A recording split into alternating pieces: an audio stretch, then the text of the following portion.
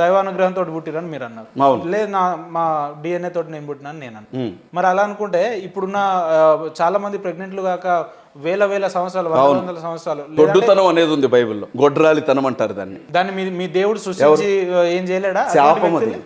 శాపం అటువంటి వ్యక్తులను ఏం చేయలేడా? ఘోరమైనటువంటి శాపం ఉంది. నేను ఒక విషయం చెప్తున్నాను, వరం అంటారు. మన శాపం ఎక్కడిది? వినండి బ్రదర్.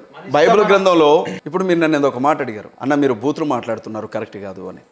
నేను మంచిగా మాట్లాడినప్పుడు అద్భుతంగా మాట్లాడుతున్నారు అన్నారు. మంచి చెడు, పగలు రాత్రి ఉన్నట్లుగానే దీవెనలతో పాటు శాపాలు ఉన్నాయి బైబిల్ గ్రంథంలో.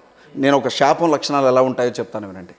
ఏదైనా ఒక కుటుంబం ఆ కుటుంబంలో ఉన్నటువంటి యజమానిని నడి వయసులోనే పోగొట్టుకుంటే, సగం వయసులోనే యాక్సిడెంట్ ద్వారా కావచ్చు, ఆత్మహత్య చేసుకొని కావచ్చు, ఏ రకంగానైనా సరే ఒక మనిషి కుటుంబానికి యజమానిగా ఉన్న వ్యక్తి అర్ధాయుషుతో చనిపోయాడు అంటే మనం ఆలోచించాల్సిన విషయం అది. రెండవది ఏమంటుంది అని అంటే, అది కూడా శాపం అంటారా?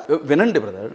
రెండవది, దీర్ఘకాలిక వ్యాధులు ఒక వ్యక్తిని వెంటాడుతున్నాయి అని అంటే దాని గురించి కూడా ఆలోచించాల్సినటువంటి అవసరం ఉంటుంది.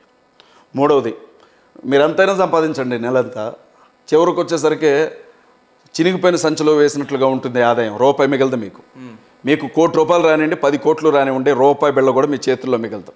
అది శాపానికి సంబంధించిన లక్షణమే. నాలుగవది, ఎండిపోయే చెట్టు, పచ్చని చెట్టు ఏ రకంగానైతే ఎండిపోతుందో కుటుంబం ఆ రకంగా చూసుకుంటూనే నాశనం అయిపోతూ ఉంటుంది. అది శాపానికి సంబంధించిన లక్షణం.